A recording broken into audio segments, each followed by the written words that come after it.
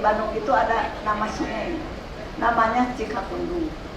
Jadi pantunnya mengenai Cikapundung. Jika main di Cikapundung, Cikapundung banyak mentahnya. Mari main dengan Nona Bandung. Nona Bandung baik tingkahnya.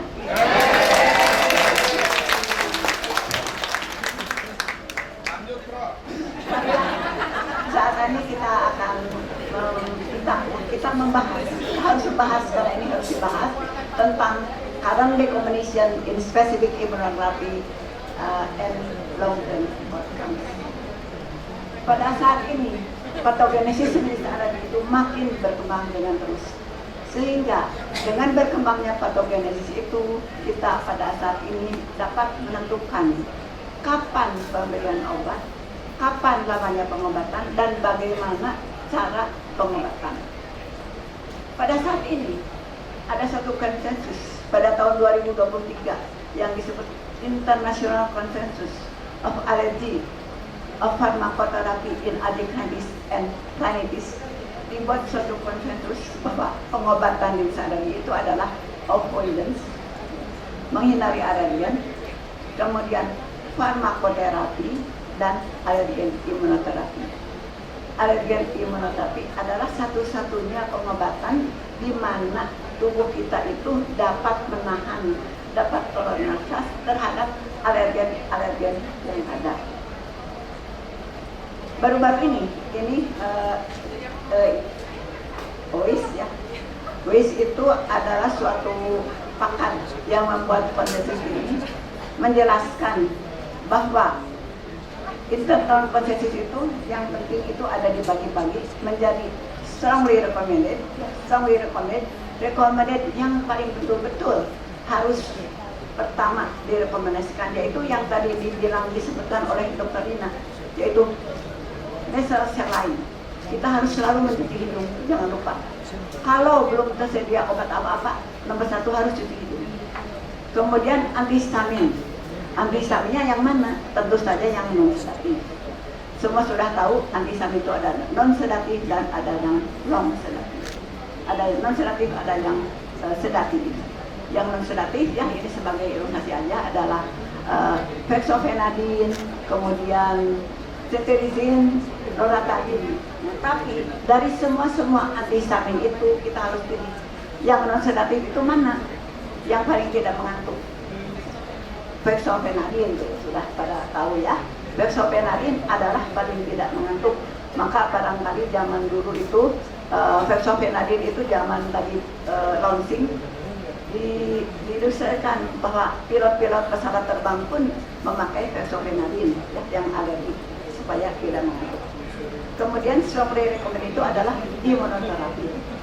Imunoterapi itu ada bermacam-macam, ada yang sublingual, ada yang subcutaneous, kemudian ada yang epidermal, yang ada yang sublingual imunoterapi itu ada dua macam, ada yang tablet dan ada juga yang cairan. Ya, yang tablet itu sudah tersebar banyak di luar negeri, di Asia, hanya di Indonesia yang belum ada. Katanya di Indonesia itu mau ada dari dulu ya, tapi sampai sekarang belum ada.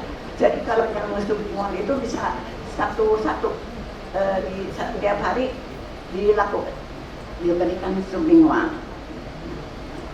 Jadi apa sekarang definisinya imunoterapi?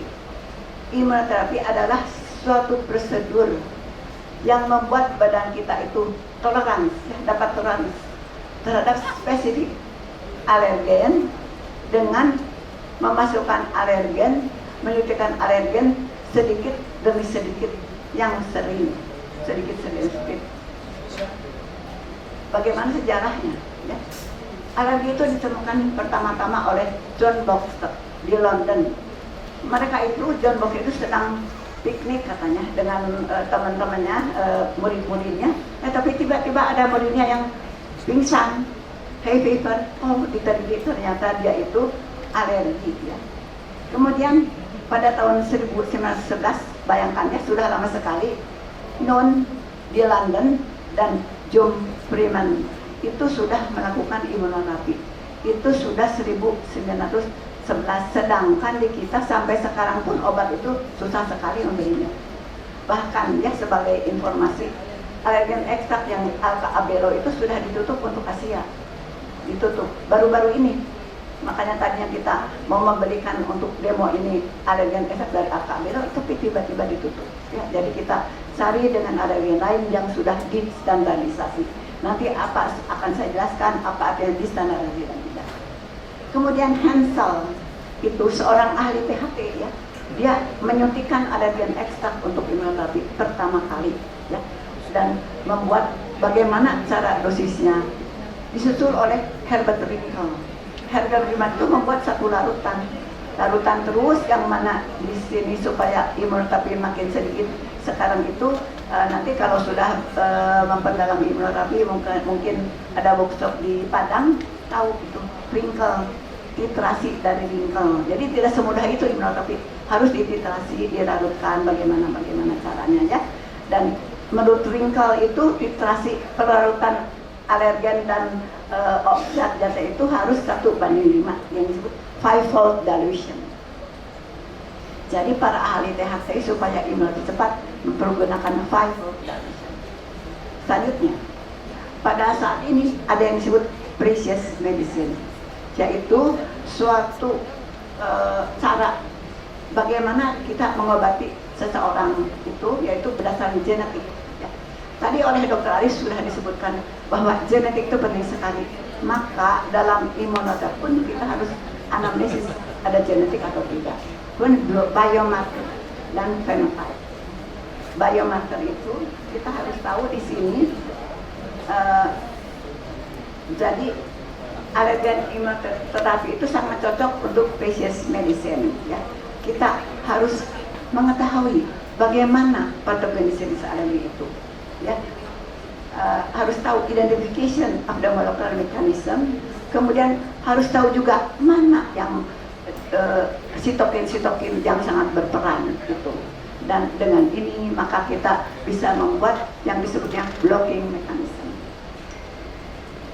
Ini hanya sepintas saja, saya ini namanya ini workshop ini refreshing ya, semuanya sudah belajar alergi, sudah lama belajar, udah ujian board ya, bahwa dalam patogenis alergi itu yang sangat berperan itu ada interleukin 4, interleukin 5, interleukin 13, dan akhirnya terjadilah pelepasan imunoglobulin E.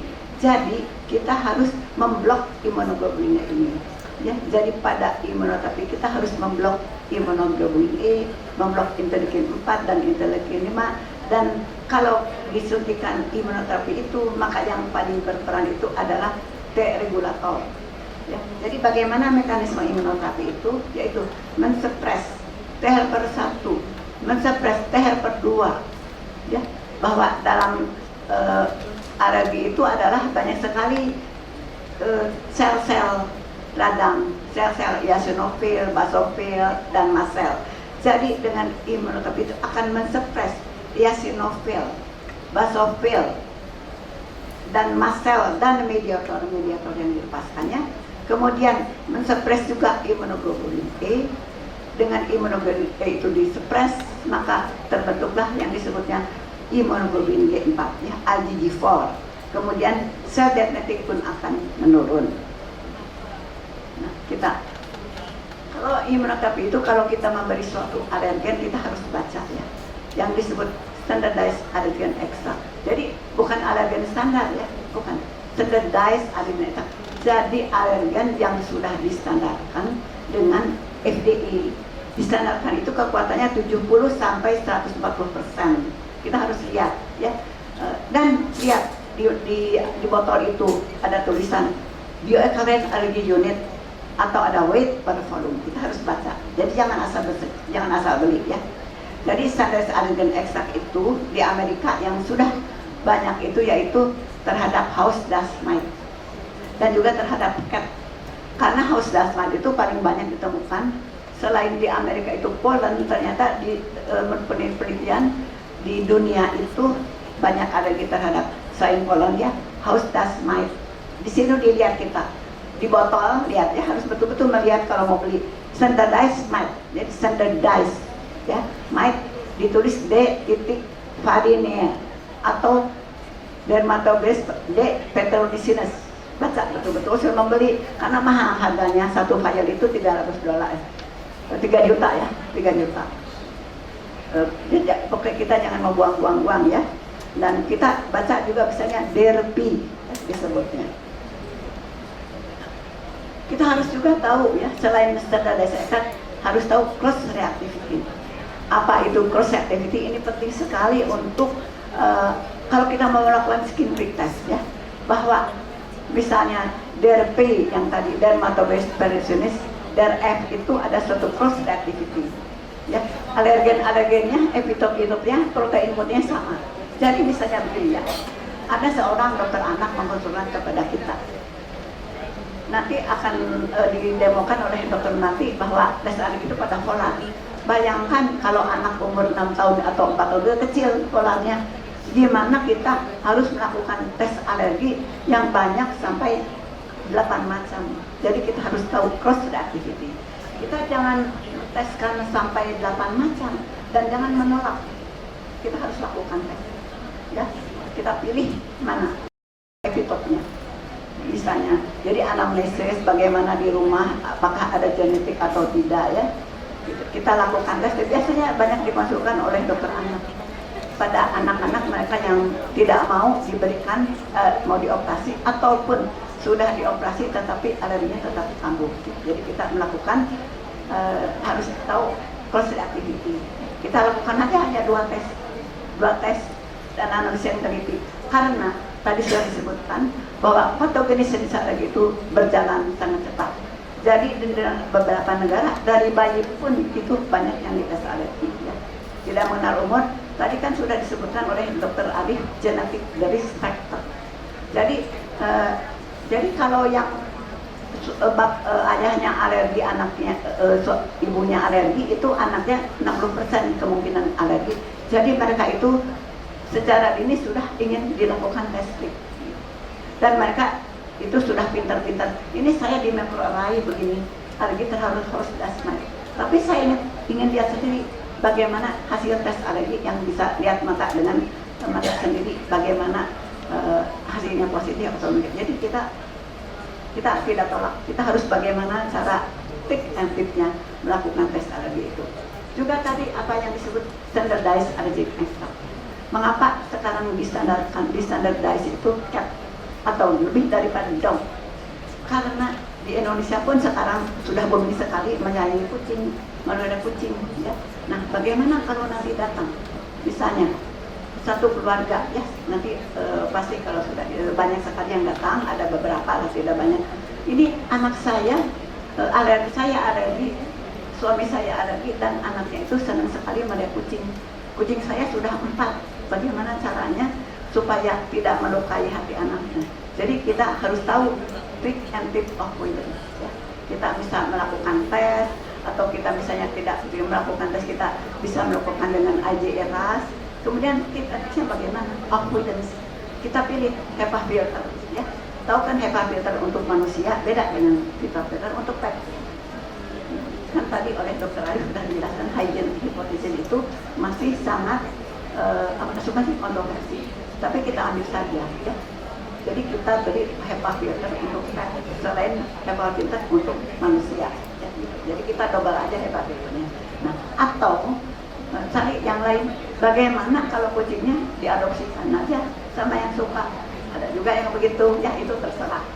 Tapi jangan sama sekali melukai hati anak. Jangan. Nanti anaknya jangan sampai menyuruh diadopsi. Tapi kita beli HEPA filter dan sebagainya dan mainan kucing. Kemudian kita harus melakukan past medical history. Apakah ada genetik, ada stroke, ya dan sebagainya ya. Bagaimana pernah anafilaksis tidak, pernah ada obat-obat apa, apakah memakan beta blocker atau tidak. Indikasi alergi itu ada indikasi, ada kontraindikasi, dan ada juga benefit, efektivitas. Indikasinya itu biasanya pada pasien-pasien di mana reaksi alerginya adalah positif ya, ataupun dilakukan dengan imunoglobulin ras. kemudian dengan ada yang moderate symptom sampai severe, dan mereka itu tidak berhasil dengan avoidance dan farmakoterapi, meskipun oleh dokternya sudah dilakukan tip and tricks bagaimana avoidance itu juga, dan pasien itu tidak mau memakan obat-obat farmakoterapi. Itu indikasinya untuk imunoterapi. Kemudian imunoterapi itu efektif ya untuk sublingual imunoterapi itu sangat efektif untuk mengobati klinis alergi, sehingga nanti kita mengecek di mana sesudah diberikan terapi imunoterapi itu akan berkurang pemberian obat-obatannya, dan tadi disebutkan bahwa akan meningkatkan kualitas hidup, produktivitas kerja menjadi bertambah, maka akan terbukti nanti kalau ada perbaikan menjadi terkontrol, akan terjadilah misalnya kalau anak-anak di FK dulu ada IPK ya, pokoknya rankingnya akan menjadi naik dan produktivitas kerja pun akan berkurang. Yang kontraindikasi itu adalah anafilaksis. Jadi yang pernah anafilaksis jangan dilakukan imunoterapi, dan asmanya tidak terkontrol juga jangan, dan yang sudah memakai beta blocker kita jangan. Kontraindikasi dengan yang kontraindikasinya dengan epinefrin dan juga pregnancy.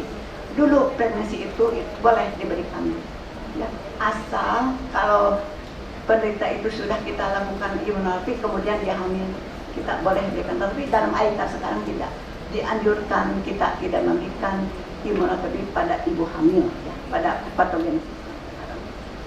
Bagaimana sebelum kita melakukan imunoterapi itu adalah demikian. Kita lakukan ya, nanti akan didemokan. Ada bermacam-macam ini jarum-jarumnya, device-nya. Yang ini yang 8 itu disebut multitest. Sedangkan yang satu-satu itu ada macam-macam. Ada yang skin fit test, ada yang duoti. Nah kemudian mistarnya juga harus mistar yang ada bentul-bentuknya supaya kita bisa mengukur Will, bisa kita ukur will dengan tepat ya. Kita lakukan pengukurannya, dan ukuran dari will itu tidak sama dengan severity of the disease, tidak sama, karena skin test itu mempunyai circadian rhythm. Imunoterapi itu membuat circadian rhythm, sama saja kita adiknya mempunyai circadian rhythm. Jadi kita harus melakukan yang tepat, kapan kita melakukan tes alergi, kapan melakukan imunoterapi. Jadi nanti kalau sesudah lunch itu kita melakukan skin fit test untuk workshop adalah waktu yang tepat, karena circadiannya itu di situ untuk bagus, karena alergen-alergennya itu banyak. Kita lakukan sekarang, sudah lakukan skin fit test, kita lakukan sekarang imunoterapi ya. Kalau pasiennya ada indikasi dan pasiennya mau dilakukan imunoterapi. Selanjutnya fit test itu kita bisa melakukan berdasarkan imunoterapi atau berdasarkan tadi yang dilakukan dengan dilution, dengan larutan-larutan yang disebutkan oleh Ringo tadi ya. Tapi yang sangat mudah kita lakukan fit test, kita melakukan juga langsung saja ya dengan skin fit test. Tapi kita harus memilih larutan. Larutan yang kita buat atau kita beli itu yaitu larutan 6. Jadi kita harus beli larutan 6 nanti ya. Boleh skin fit test saja. Jadi alergi tes itu bukan hanya untuk tes-tes saja ya. Tapi karena banyak sekali gejala-gejala alergi yang bukan disebabkan oleh alergi. Misalnya dengan vasomotor rhinitis ya dan sebagainya. Dan kalau tes alergi negatif jangan disebutkan tidak memiliki alergi. Tapi kita harus lakukan lanjutan tes, yaitu dengan bisa IG immunoglobulin ras atau dengan yang sekarang disebut modified quantitative test ya. Dengan intradermal test, modified quantitative test, di situ kita bisa melakukan imunoterapi itu lebih cepat. Di Indonesia kebanyakan dilakukannya dengan subcutaneous immunoterapi karena atau intradermal immunoterapi, karena sublingual immunoterapi itu sampai sekarang belum tersedia preparatnya.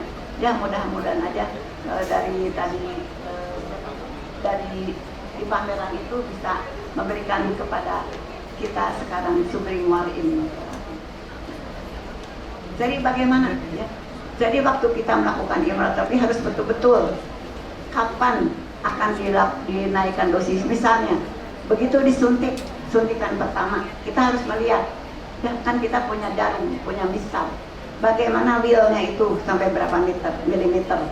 Kalau 23 sampai 35 kita berikan minggu yang berikutnya dosisnya sama ya. Tapi kalau lebih besar, banyak sekali yang menghitung lebih besarnya 35 mili sampai 45 itu, atau ada yang membuat juga diameternya 50 mm, kita harus menurunkan dosis ya. Jadi pasien itu harus menunggu. Pasien yang dilakukan IRB harus menunggu, tunggu setengah jam. Nanti kembali lagi kita ukur ya. Atau kita nanti di rumah harus dilihat, diukur lagi apakah diameternya sampai 50 mm atau tidak ya. Atau terjadi gejala-gejala yang tidak diinginkan. Jadi kalau pasien yang mau dilakukan imunoterapi kita harus jelek-jelek dulu ya. Jadi kalau mau imunoterapi harus betul-betul niat Anda itu berobat. Jadi jangan ke mall dulu. Pulangnya jangan ke mall, harus langsung ke rumah sakit, pulang ke rumah sakit. Karena penting sekali dalam 1 hari sampai 2 hari pertama yang disebut late allergic phase reaction. Alergi fase lambat. Sama saja kalau kita sudah divaksinasi COVID ya, kan 2 hari tidak nyaman ya. Jadi kalau orangnya tidak boleh olahraga, jadi hanya stretching. Jadi 2 hari dia dalam 6 bulan pertama imunoterapi dia akan kehilangan olahraganya. Dalam 1 minggu 2 hari tidak boleh olahraga ya. Tapi yang selanjutnya 5 hari boleh olahraga ya. Jadi jangan khawatir orang yang kok lebih olahraga ya kehilangan. Tapi kalau reaksi alerginya itu berlanjut ya, misalnya 1 hari willnya itu masih tetap besar 50 mm, kita harus memberi perhatian khusus. Jadi tiap dia sudah dapat imunoterapi kita perhatian. Jadi kalau willnya 50 ml harus memberitahu, harus jadi kita beritahu harus kembali atau menelepon lagi atau kontrol ke THT. Bagaimana? Kalau imunoterapi itu kan imunoterapi itu 6 bulan pertama 1 minggu sekali ya. Kemudian sesudah 6 bulan itu 2 minggu sekali, itu tergantung dari respon. Selanjutnya 3 minggu sekali. Selanjutnya 1 bulan sekali selama 1 tahun. Dan sesudah itu terus 1 bulan sekali sampai 3 tahun ya. Atau sampai berapa tahun tergantung dari respon dari pasien. Ini bayangkan bagaimana kalau saya itu ingin berlibur, oh itu ada hitungannya, jangan khawatir. Jadi jangan dipikirkan, pergi saja. Oh saya tiba-tiba ada tugas ya, saya ada tugas 3 bulan, oh jangan khawatir. Atau mau disuntik di sana, karena alergen yang disuntikan dia sudah distandarisasi. Jadi kita kirim surat, kita berikan ini susunan yang imunoterapi kita. Ya. Kemudian, nah ini ada hitungannya. Kalau 1 minggu itu tetap saja dosisnya. Tapi kalau 2 minggu kita ada hitungannya, 3 minggu sampai 4 minggu ada hitungannya, ya. Dihitung per minggu hitungannya, ya. Jadi dihitung kita harus punya formulir khusus. Ya. Dulu kan yang sudah menjadi fellow itu Dr. Emma, ya dulu yang di tangan bisa tanya ke Dr. Emma aja, ya. Nah. Kemudian bagaimana ya kita harus meningkatkan dosis imunoterapi itu. Jadi pertama datang ya, selanjutnya kita harus melihat faktor-faktor apa saja. Local reaction kan tadi sudah disebutkan berapa milimeter. Kalau 50 mm itu bahaya. Gangguan ini iklim. Nah, di sini Tangerang kan polisi terus ya. HEPA filternya merah-merah terus ya. Tidak menjadi hijau. Ya. Bagaimana ada asma atau pilek itu jangan. Kalau ada asma jangan kita lakukan imunoterapi ya. Jadi, apakah ada diberikan obat-obat baru oleh dokter? Kalau diberikan beta blocker jangan juga. Udah ada kalau mau diberikan beta blocker anti hipertensi dan sebagainya, kita stop imunoterapi. Karena kalau di mana Anda itu suatu shock nanti tidak bisa diberikan pengobatan. Karena akan memperberat imunoterapi itu, akan memberat shock Anda. Jadi harus betul-betul pada imunoterapi itu kita jarak-jarak dahulu ya, jadi bukan baik-baik dahulu. Tapi agen imunoterapi adalah safe. Kalau kita betul-betul syarat-syarat untuk imunoterapi itu kita lakukan. Tunggu 30 menit yang habis disuntik. Dan bagaimana kalau anak kecil 6 tahun? Kalau saya pribadi, kalau 6 tahun saya nggak suntik. Kenapa? Karena anak umur 6 tahun itu tergantung harus diantar orang tua atau diantar driver, supir. Tapi kalau lebih sudah dewasa itu bisa. Tapi kalau 6 tahun saya tidak. Tapi kalau di luar negeri itu 6 tahun pada disuntik.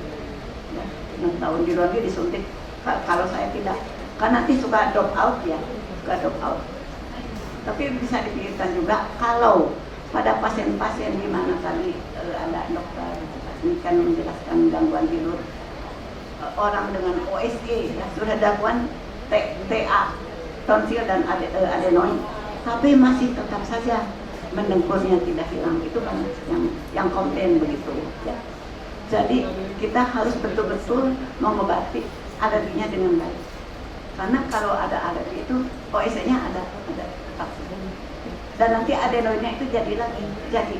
Jadi misalnya kalau Unpad itu sebelum imunoterapi itu grade 4, dan sebelum dioperasi itu grade 4, kemudian sudah dioperasi itu grade 1, nanti kamu lagi, maka kita harus berikan pengobatan rintis alergi. Itu kita bisa diberikan imunoterapi pada anak kecil, asal betul-betul kita jelek-jelek dahulu pada orang tuanya, karena masih tergantung orang tuanya itu, tidak bisa mandiri anaknya itu. Jadi tiap habis disuntik ke pasiennya harus jelek-jelek dahulu lagi, tunggu 30 menit, duduk, tidak boleh kemana-mana. Kalau mau ke toilet, sebelum disuntik harus ke toilet, tidak boleh sekarang. Jadi bagaimana lamanya imunoterapi itu masih diperdebatkan ya. Tapi kita harus membuat tadi kata Dr. Nina, kata pembicara yang lain itu harus menjadi terkontrol. Jadi kalau sudah terkontrol berarti kita berhasil melakukan imunoterapi 2-3 tahun. Tapi kalau secara imunologi 6 bulan itu biasanya pasiennya sudah bagus, ya sudah terkontrol. Meskipun demikian pasiennya kita usahakan jangan drop out, terus disuntik, bahwa nanti pun akan kambuh kembali kalau imunoterapinya akan berhenti. Jadi memang untuk edukasi pasien itu lebih berat ya. Biasanya kalau dilakukan terapi imunoterapi 3-5 tahun itu hasilnya akan lebih baik. Ya, bahkan kalau yang setia itu tiap-tiap datang dia langsung 3 bulan atau datang kembali ya untuk melakukan imunoterapi. Jadi kita bisa deteksi juga sekarang imunoglobulin E-nya itu bagaimana. Nah, ini sebelum imunoterapi itu banyak pro dan kontra dilakukan premedikasi. Apakah diberikan antihistamin dulu atau tidak ya. Itu pro dan kontra, itu terserah ya. Karena kalau diberikan antihistamin dulu katanya biar nanti tidak gatal. Tapi ada beberapa penelitian bahwa dengan diberikan antihistamin dulu itu hasilnya akan lebih baik ya. Nah, ini ada penelitian imunoterapi di Bandung ya, mungkin dulu sudah tahu ya, yang sudah PPDS-nya di Bandung itu tentang penelitian tentang perbandingan antara efektivitas imunoterapi dengan cetirizine ya, dan kualitas hidup, quality of life interleukin 10 pada rilis alergi. Interleukin alergi 10 itu tadi menurut Precision Medicine bahwa interleukin 10 itu adalah T-regulator ya, oleh Dr. Arif. Ternyata sesudah dilakukan imunoterapi, jadi di sini sebelum imunoterapi diberikan juga dengan visual analog scale ya, kelas, kemudian physical examination. Sesudahnya juga dilakukan physical examination dan diperiksakan interleukin 10. Kemudian data-data itu dianalisis. Ternyata hasilnya itu bahwa imunoterapi itu bisa menurunkan total nasal sistem, kemudian meningkatkan interleukin 10. Jadi T-regulatornya bisa meningkat dan gejala-gejala pun dari imunoterapi itu menjadi menurun. Nah ini yang dipakainya itu adalah quality of life jadi Juniper. Kalau dulu Juniper itu boleh kita lakukan pemeriksaan dengan Juniper asal kita sudah izin dari beliau. Tapi mendengar sekarang susah ya izinnya. Dokter ini kan apakah susah izin dari Juniper ya sekarang? Izin dari Juniper. Kalau dulu masih bisa izin, tapi sekarang maka nanti Dokter Emma akan menjelaskan ya bagaimana anamnesis ya kuesioner untuk membuat kuesioner pada anamnesis alergi ya. Jadi tidak Juniper karena jadi kalau itu dendanya mahal sekali ya kalau itu sekarang dulu aja sudah $5 per pasien. Kalau kita meneliti berapa pasien dendanya mahal. Tapi sekarang sama sekali tidak ada izin. Kalau dulu izin. Maaf Prof, 5 menit lagi. Ini hanya sepintas, ini penelitian dari Dokter Melati ya. Karena tadi ada yang bertanya tentang vitamin D ya. Jadi spesifik imunoterapis pada, oh ini bukan nih, pada adenoid size. Jadi yang orang-orang ibunya anaknya tidak mau dioperasi adenoid, kita lakukan imunoterapi. Ternyata sesudah 3 bulan, 4 bulan pengobatan itu adenoidnya berkurang. Size dari adenoid itu berkurang, yang kita tahu menurut Paris dari adenoid itu dari grade 3 menjadi grade 1 ya, adenoidnya itu akan berkurang. Ini satu lagi penelitian Dokter Melati ya tentang vitamin D, karena tadi banyak sekali yang bertanya tentang vitamin D. Jadi sesudah diberikan imunoterapi dan vitamin D itu ternyata hasilnya adalah di sini hasil-hasil T regulatornya itu adalah akan meningkat. Dokter Melati meneliti bahwa TG beta T regulatornya akan meningkat itu pada grafik 2, di mana yang biru itu adalah T regulator. Jadi T regulatornya itu akan meningkat. Jadi imunoterapi dengan vitamin D itu akan meningkatkan juga toleransi ya, imunoterapi toleransi. Jadi kesimpulannya bahwa alergen imunoterapi itu kandidatnya itu pada pasien yang imunoglobulinnya itu positif. Jangan lupa ya, kalau ada pasien ya sekarang misalnya belum melakukan tes strip, tapi begitu ada pasien yang diduga alergi imunoanalisis, harus apa yang diperiksa? Nomor 1, imunoglobulin T, imunoglobulin E total, kemudian eosinofil itu wajib diperiksa. Karena kita dari situ kita bisa tahu oh ini alergi. Jadi kita bisa anggap saja kalau gejala-gejala itu masuk dengan intermittent persisten itu kita berikan saja pengobatan medikamentosa misalnya. Jadi itu harus ya, kalau yang diduga imunoglobulin total dan eosinofil harus kita periksa. Jadi kita harus tahu juga tip-tipnya avoidance seperti tadi yang mau piara kucing hepatitisnya harus apa, jadi beda dengan manusia. Jadi hepatitis untuk pets. Kemudian juga pasien yang tidak mau memakan obat-obatan farmakoterapi maka imunoterapi. Jadi kita harus betul-betul memberikan kepada pasien itu schedule imunoterapi. Jadi 6 bulan seminggu sekali ya, dan sebagainya panjang sekali. Jadi harus betul-betul berjelek-jelek dulu, jangan berbaik-baik dulu ya, jelek-jelek dulu. Demikian, semoga bermanfaat dan nanti dapat dilakukan dalam praktek. Terima kasih. Terima kasih Dr. Emma atas kesempatannya. Assalamualaikum warahmatullahi wabarakatuh. Terima kasih kepada guru-guru saya yang terhormat, adik saya yang udah sangat hebat sekali saat ini, Dr. Ina. Izin bertanya Prof, ini mengenai IgE atau P yang hasilnya negatif Dok. Jadi kebetulan ini kasus di Poli yang ditemukan Dok. Jadi ada pasien dengan rinitis alergi, dugaan rinitis alergi, kemudian saya periksa IgE atau P dengan 27 panel, namun hasilnya negatif Dok. Kemudian tadi dari penjelasan Prof mengatakan bahwa bisa lanjut ke pemeriksaan RAS, seperti itu ya Prof. Nah kemudian kalau untuk IgE atau P kan biasanya ada 27 panel, kita mengharapkan ada yang keluar positif seperti itu. Sementara RAS itu hanya spesifik terhadap satu alergen saja begitu ya Prof. Dan harganya kalau saya klik semua mungkin sangat jadi mahal sekali. Nah tadi Prof mengatakan mungkin bisa dites yang isotopnya sama gitu ya Prof. Ya. Jadi hanya memilih 2 saja. Nah, pilihan yang paling utama apa Prof? Sekiranya saya mau melanjutkan ke RAS, pilihan yang kira-kira utama ya. karena kita sama-sama tahu alergen itu ada yang inhalan, ingestan, sama injektan seperti itu ya Prof. Jadi yang mana yang dipilih? Terima kasih ya.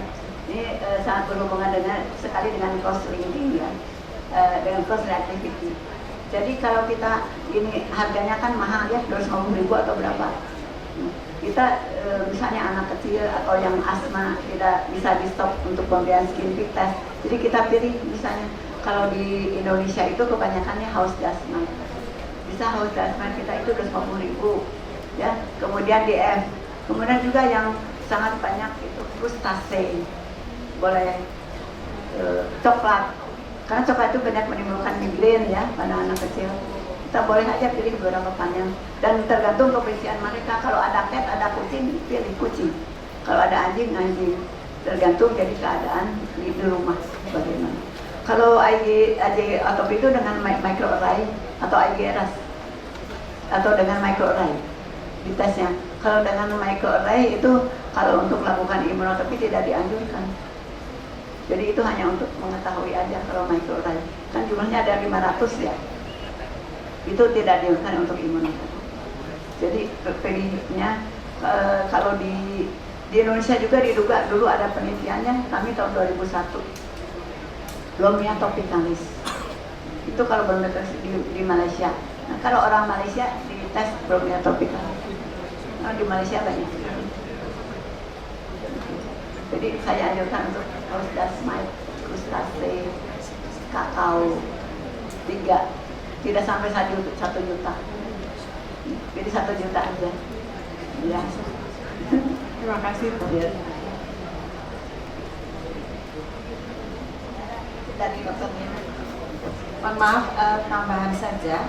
Jadi kalau sekarang itu di laboratorium yang besar untuk pemeriksaan IG itu ya kita kliknya IG atau P saja itu keluar satu panel ya, baik alergen hidupan maupun alergen makanan itu sekitar 2 atau 3 juta. Dan jarang yang udah per item. Jadi memang kalau pemirsa IG atopi ya nanti akan keluar segitu, bayarnya segitu. Jadi beda ya. Jadi akan keluar semua.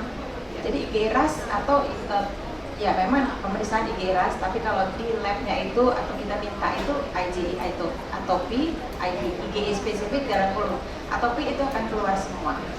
Ya dengan pembayaran sekitar 3 juta. Ya, benar. Jadi pengalaman kalau memang di rumah sakit itu memang biasanya kita cuma pilih IgE atopi Indonesia biasanya ya Dokter Nina ya. Itu udah satu panel isinya sekitar hampir 30-an lah. Itu semua dari mulai inhalan sampai semua lah, semua jenis itu bisa semua ya. Baik, saya rasa waktu membatasi. Terima kasih untuk pertanyaannya Dr. Putri. Saya minta pembicara untuk berfoto kita, Prof. Dok. Yuk. Pak Ketu.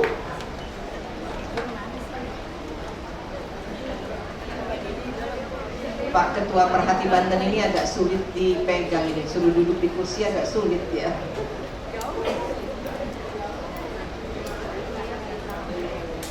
Oh, udah kita dulu aja kali ya.